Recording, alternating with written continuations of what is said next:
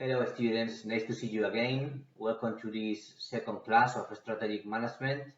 Of course, if you have any doubt, any query of the first class or about the summary paper you have to submit, about the discussions, about the quizzes, please do not hesitate to contact me through Canvas. Okay? In this second class of strategic management, we are going to speak about how the strategic purpose of the companies is formed. Okay? We are going to speak about three elements that has a lot of influence on such formation of the strategic purpose of all companies, such as the governance structure of the company or the so-called corporate governance movement. We are going to speak about the business ethics and social responsibility and ethics, okay, SER. And we are going to speak at the end about the stakeholder expectations. Okay, three elements that has a lot of influence on how the strategic purpose of a company is formed. We are going to start by speaking about the stakeholders' expectations. We are going to start the class by speaking about the definition of a company. We cannot speak about the strategic purpose of a company if we do not have seen what's the definition of a company, okay? We are going to see these three typical definitions of company, and then in the next slide, I'm going to give you my own definition of company, okay? Well, the typical definition of a company it used to be a company is a legal entity formed by a group of individuals to engage and operate in a business. Another definition could be an organization that sells goods or services in order to make money, or an organization of persons for carry on a commercial or industrial enterprise. And then you can see here my own definition of a company. Let's say that is a more legal definition, okay? Well, let's say that a company is only a legal fiction. What do I mean with that? The only real person, the only subjects of rights in our legal system are human beings, okay? Persons, natural persons. So let's say that is the only natural persons are the only subjects of rights. They can constitute companies, but there's just a metaphor. It's just a legal fiction. It's a way of speaking. In reality, a legal person, a company, is only a mechanism of distribution of rights and duties. Okay, I know that it could be weird by speaking about big companies, listed companies as Google or Apple, but let's think, for example, in a small or middle-sized enterprise. If it's formed by three natural persons, okay, the company is just a way of speaking in order to attribute, to distribute some mechanism of distribution of rights and duties among those natural persons, okay? Once we have spoken about the definition of a company, we can speak about the stakeholders' expectation, okay? Of course, if we are going to speak about the stakeholders' expectations, we have to define what's stakeholders, and here you can see the comparative between shareholders and stakeholders, okay? Of course, shareholders are the owners of the company.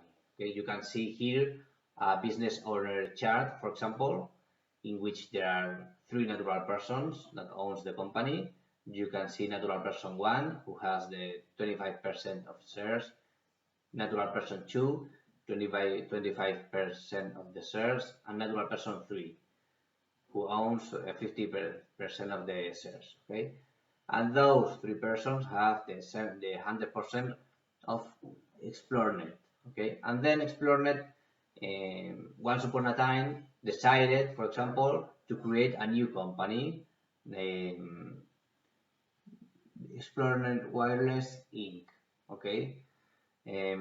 So Let's say that shareholders are the owners of the business, and they could be natural person or legal person, but they are just a part of the stakeholders of the business. However, when we speak about stakeholders, we are speaking about all people involved in a company, all people that could be influenced in a company, okay? Of course, shareholders, of course, employees of such company, customers of such company, the regulators, the investors, even the users, the creditors or banks who loan money to that company, all people around the company are stakeholders.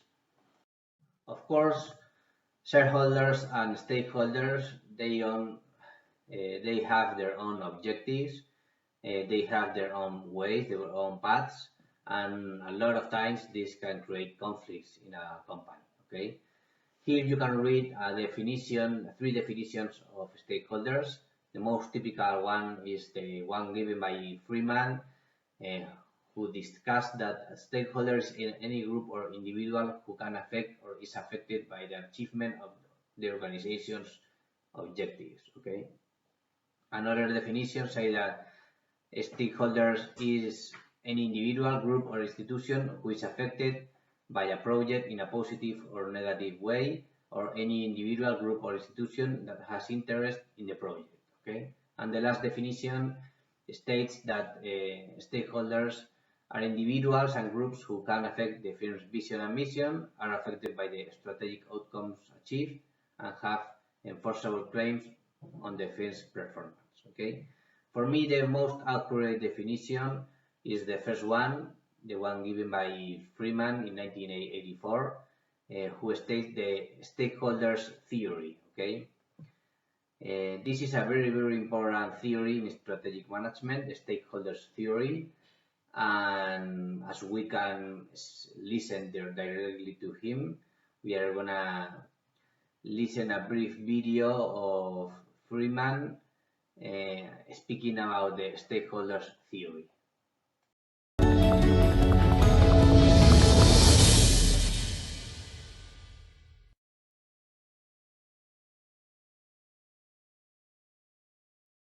Stakeholder theory is an idea about how business really works. It says that for any business to be successful, it has to create value for customers, suppliers, employees, communities, and financiers, shareholders, banks, and others, the people with the money. It says that you can't look at any one of those stakes, or stakeholders, if you like, in isolation. Their interest has to go together, and the job of a manager or an entrepreneur is to figure out how the interest of customers, suppliers, communities, employees, and financiers go in the same direction. Now, think about how important each of these groups is for a business to be successful. Think about a business that's lost its edge with its customers, that has products and services that its customers don't want as much, or that they don't want at all. That's a business in decline. Think about a business who manages suppliers in a way that the suppliers don't make them better. The suppliers just take orders and sell stuff, but the suppliers aren't trying to make a business more innovative, more creative. That's a business that's in a holding pattern and probably in decline. Think about a business whose employees don't want to be there every day, who aren't using 100% of their effort and their energy and their creativity to make the business better. That's a business in decline.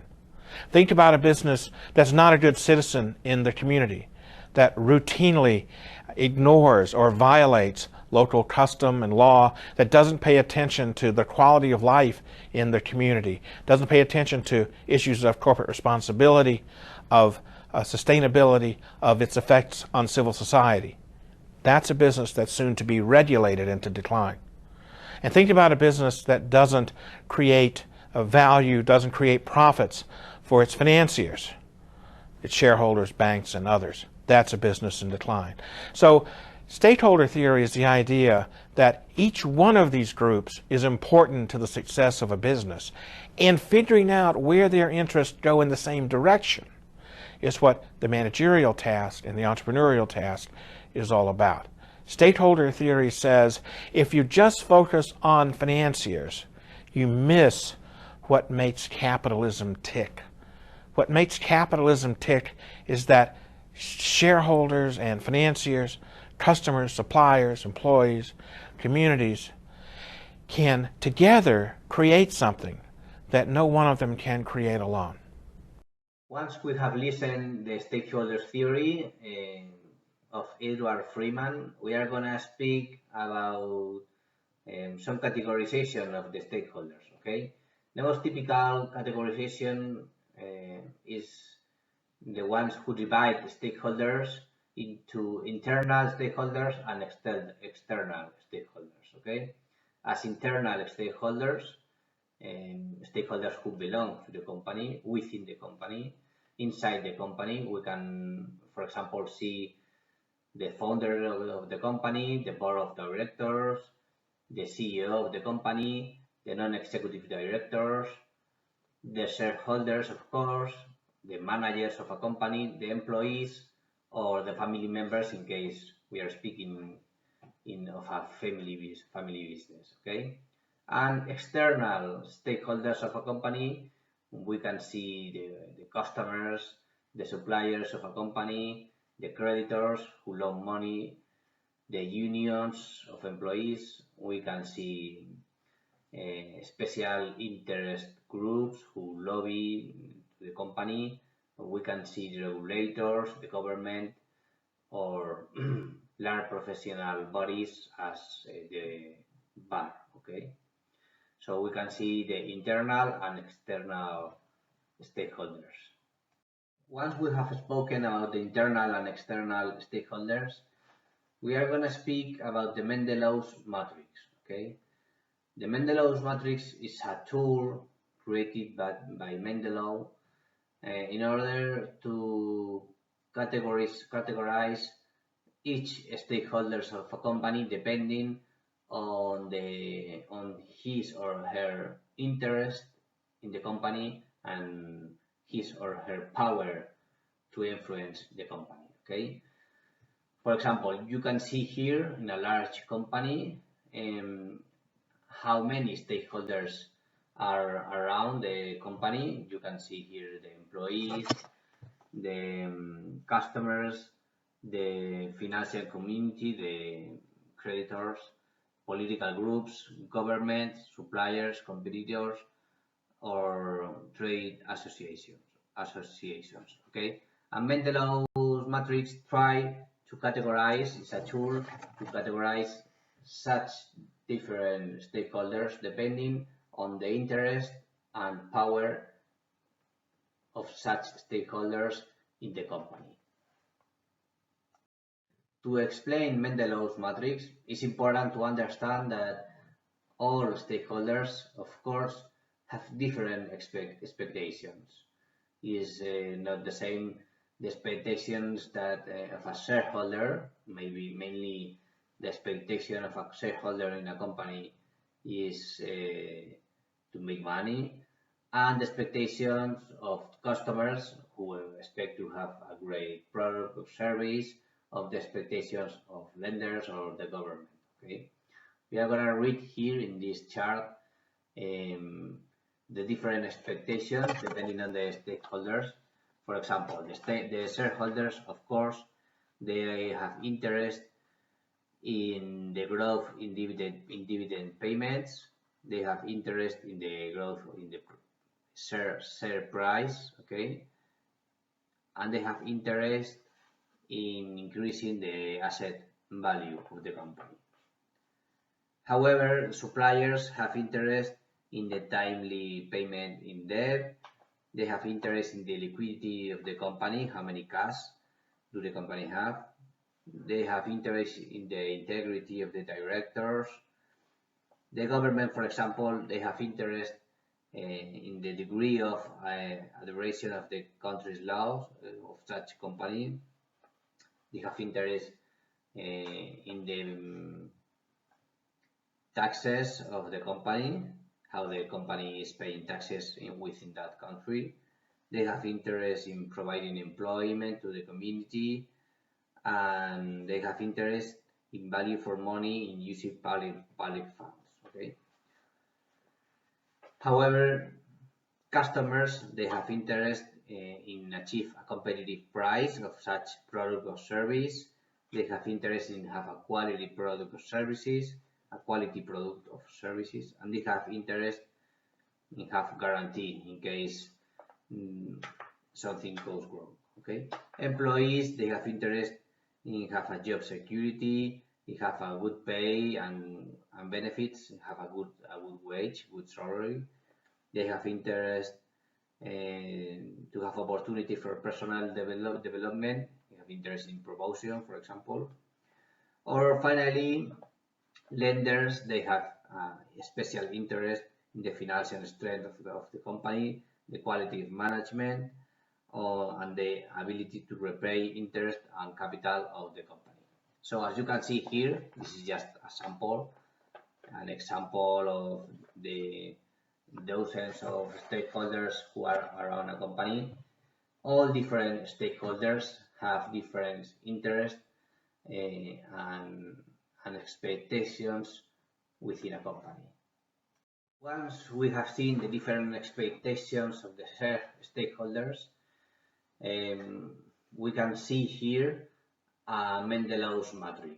Okay, Mendelow's matrix suggests a method for mapping stakeholders by the notions of power and interest of such stakeholders.